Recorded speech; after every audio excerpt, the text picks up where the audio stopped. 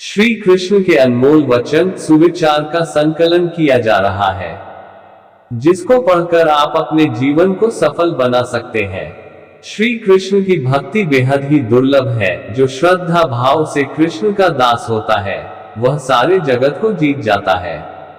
यहाँ आप श्री कृष्ण के द्वारा बोले गए अनमोल वचन, श्रीमद् भागवत गीता आदि से प्रेरित सुविचार का भंडार प्राप्त कर सकते हैं।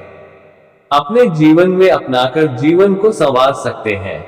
श्री कृष्ण के सुविचार, बुराई तो तुम्हें हजारों की भीड़ में भी तुम्हें ढूंढ लेगी। ठीक उसी प्रकार जैसे गायों की झुंड में बछड़ा अपने मां को ढूंढ लेता है, परंतु जो बंसी वाले को दिल से मानता है, वह बुराई में भी अच्छाई को ढूंढ लेता है। व्यक्ति को सदैव बुराई से बचकर रहना चाहिए। अगर कोई बुरा कर्म करता है तो वह कर्म उसको अपने जीवन में भोगना ही पड़ता है। जिस प्रकार बछिया झुंड में भी अपने मां को ढूंढ लेती है, वैसे ही कर्म का फल आपको हजारों के भीड़ में भी ढूंढ लेता है। किसी जीव को कष्ट देकर आप मुझे खुश नहीं देख सकते हो। श्री कृष्ण जगत के स्वामी हैं, वह कण कण में निवास करते हैं। छोटे से छोटे जीव के हृदय में ईश्वर का वास होता है। उस जीव को कष्ट का अनुभव होना ईश्वर को कष्ट का अनुभव कराता है। अर्थात किसी जीव को कष्ट देकर अपने ईश्वर को खुश कैसे देख सकते हैं। वह दिन मत दिखाना कान्हा, कि हमें खुद पर गुरूर हो जाए। रखना अपने दिल में इस तरह कि जीवन सफल हो जाए। जो कृष्ण का दास हो जाता है, वह अपने आराध्य से ऐसे दिन ना दिखाने की कामना करता है जिससे उसमें कभी गुरूर आ जाए। वह तो अपने कृष्ण का सेवक बनकर ही जीवन सफल बनाना चाहता है। ये भी पढ़े, जो हुआ अच्छा हुआ, जो होगा अच्छा होगा। स्वयं को मुझ पर छोड़ दो, अपने कर्म पर ध्यान दो। कर्म ऐसा जो स्वार्थ रहित पाप रहित हो। कृष्ण अपने भक्तों को कर्म का मार्ग दिखाना चाहते हैं।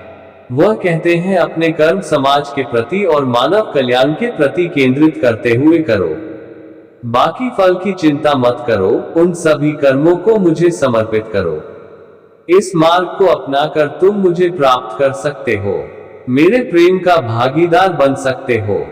दुष्ट लोग अगर समझाने मात्र से समझ जाते, तो यकीन मानो महाभारत कभी ना होता। जो दुष्ट लोग होते हैं वह कठोरता से ही मानते हैं। उनको समझाने के लिए कठोर व्यवहार करना आवश्यक है। अगर समझाने मात्र से दुष्ट समझ जाते तो बांसुरी बजाने वाला कभी महाभारत नहीं होने देता। जो अपने मन पर नियंत्रण नहीं रखता, वह स्वयं का धीरे धीरे शत्रु बनता जाता है। मनुष्य का मन सदैव से चंचल रहा है। इस मन की चंचलता ने मनुष्य को पथभ्रष्ट तथा मार्ग से विचलित करने में कोई कसर नहीं छोड़ी। जो व्यक्ति अपने मन को नियंत्रण में नहीं रखता, वह धीरे धीरे स्वयं का शत्रु बन जाता है। ज्यादा हंसने और बोलने वाला व्यक्ति अगर चुप हो जाए तो मान लेना वह भीतर से टूट चुका है। जो व्यक्ति सदैव हंसता खेलता मुस्कुराता रहता हो, अगर वह अपने स्वभाव से भिन्न हो जाए अर्थात चुप गुमसुम उदास रहने लगे, तो समझना उसके हृदय में एक पीड़ा है। उस पीड़ा ने उसे कमजोर बना दिया है। जिस व्यक्ति के पास संतुष्टि नहीं है, उसे कितना भी मिल जाए वह असंतुष्ट ही रहेगा। जिस व्यक्ति के पास संपूर्ण धन दौलत ऐश्वर्य वैभव सब है, मगर संतुष्टि नहीं है, उस धन दौलत का कोई अर्थ नहीं।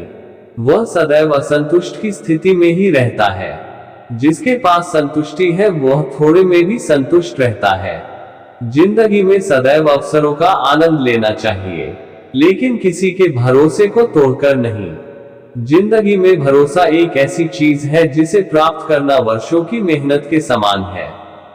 फिर भी ये प्राप्त हो या नहीं, ये भाग्य पर निर्भर करता है। किंतु भरोसे को तोड़कर पुनः प्राप्त करना यह संभव नहीं है। इसलिए जिंदगी में अवसरों का आनंद सदैव ले, लेकिन भरोसे को कभी टूटने ना दे। प्रेम में कोई वियोग नहीं होता, प्रेम ही अंतिम योग है, अंतिम मिलन है। प्रेम कभी ना समाप्त होने वाली प्रक्रिया है। जिस व्यक्ति को प्रेम हो जाता है वह फिर जीवन और जीवन के बाद भी प्रेम के वशीभूत रहता है। प्रेम को प्राप्त करने के लिए त्याग, तपस्या और योग का सहारा लेना पड़ता है। कभी भी स्वयं पर घमंड मत करना। पत्थर भी भारी होकर पानी में अपना वजूद खो देता है। जो व्यक्ति अपने अहंकार से भारी हो जाता है, जिसमें अभिमान भर जाता है, वो उस पत्थर की भांति होता है जो भारी होने के बावजूद भी नदी की धारा में डूबकर अपना अस्तित्व खो देता है। अगर ईश्वर तुम्हें ज्यादा प्रतीक्षा करवा रहे हैं, हो सकता है जितना तुमने मांगा उससे ज्यादा देने वाला हो। अगर किसी लक्ष्य, खुशी या सफलता की प्राप्ति में लंबा समय लग रहा है, प्रतीक्षा की अवधि अधिक है, तो हो सकता है आपकी अपेक्षा से ज्यादा आपको मिलने वाला है।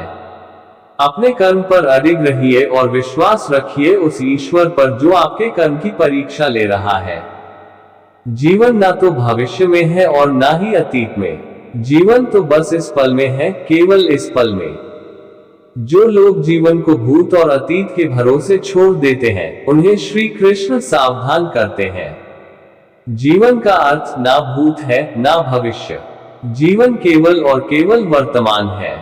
इसलिए वर्तमान में अपने जीवन को आनंद पूर्वक जिए। निस्वार्थ कर्म को अपने जीवन में अपनाएं। क्रोध की अवस्था में भ्रम जन्म लेता है। भ्रम बुद्धि को नष्ट कर देती है। बुद्धि के नष्ट होते ही व्यक्ति का पतन हो जाता है। क्रोध व्यक्ति का सबसे बड़ा शत्रु है। क्रोध के जन्म लेते ही व्यक्ति अपना विवेक खो देता है।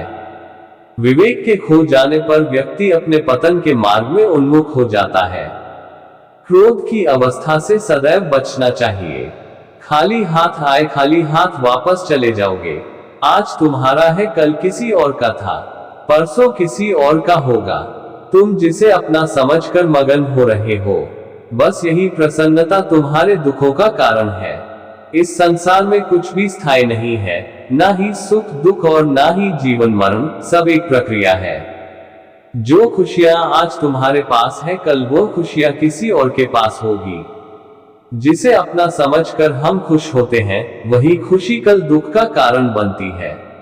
आत्मा को शस्त्र नहीं काट सकता, अग्नि नहीं जला सकती, जल नहीं बुझा सकता, वायु नहीं सुखा सकती। आत्मा शाश्वत सत्य है, यह अजय है, अमर है। आत्मा नए नए शरीर को धारण करती है, एक शरीर से निकलकर दूसरे शरीर में। यही आत्मा की विचरण प्रक्रिया है। इस आत्मा को ना तो किसी शस्त्र से काटा जा सकता है, ना ही अग्नि इसे जला सकती है। कोई जल इसे बुझा नहीं सकता और यह किसी वायु से सूख नहीं सकती। मैं सभी प्राणियों को समान रूप से देखता हूँ। ना कोई मुझे कम प्रिय है ना अधिक, लेकिन जो मेरी प्रेम पूर्वक आराधना करते हैं, वह मेरे भीतर रहते हैं और मैं उनके जीवन में आता हूँ। ईश्वर के लिए सभी प्राणी समान है, उन सभी में समान रूप से ईश्वर का वास होता है। कोई जीव छोटा या बड़ा, अधिक या ज्यादा प्रिय नहीं होता। जो अपने ईश्वर की विशेष आराधना करते हैं, पुकारते हैं, उनके साथ वह सदैव उपस्थित रहते हैं। वह जो सभी इच्छाएं त्याग देता है, मैं और मेरा की लालसा तथा भावना से मुक्त हो जाता है, उसे शांति प्राप्त होती है। जिस व्यक्ति में अहंकार, मैं और मेरा का भाव समाप्त हो जाता है, कुछ पाने की लालसा नहीं होती, वो परम शांति को प्राप्त करता है, उसे भगवान ईश्वर की शरण प्राप्त होती है। अंत समय में वह उस परम पद को प्राप्त होता है जो देवताओं के लिए भी दुर्लभ है। मैं धरती की मधुर सुगंध हूँ, मैं अग्नि की उष्मा हूँ। सभी जीवित प्राणियों का जीवन और सन्यासियों का आत्म संयम भी मैं ही हूँ। संपूर्ण जगत, ब्रह्मांड, चराचर, सब में ईश्वर का वास है। ये ईश्वर की माया ही है जो पूरे ब्रह्मांड में व्याप्त है। वही ईश्वर धरती पर मधुर संगीत है, वही ईश्वर अग्नि की उष्मा है। उसी ईश्वर का वास प्रत्येक प्राणियों में है। जो सन्यासियों के चित्त को शांत कर साधना में लीन करता है, वह आत्म संयम भी ईश्वर ही है। फल की अभिलाषा छोड़कर कर्म करने वाला पुरुष ही अपने जीवन को सफल बनाता है। जो व्यक्ति कर्म में विश्वास रखता है, अपने कर्म से पीछे नहीं हटता, फल की चिंता नहीं करता, वह पुरुष अपने जीवन को सफल बनाता है।